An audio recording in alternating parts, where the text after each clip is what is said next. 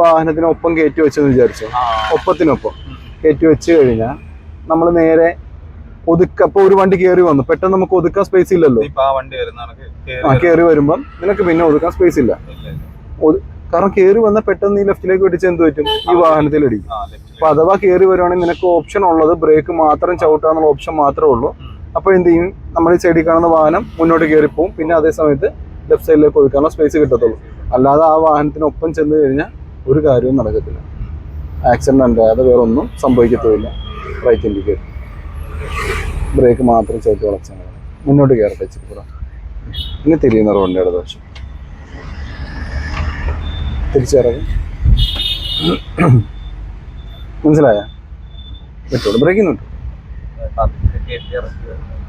Second gear ആയതുകൊണ്ട് ഒരുപാട് നമുക്ക് വേഗം ഉറക്കാൻ പറ്റില്ല, കയറ്റവും കൂടിയല്ലേ. ക്ലച്ച് മുഴുവൻ ചവിട്ടും, വണ്ടി പാരലായിട്ട് ക്ലച്ച് മുഴുവൻ ചവിട്ടും.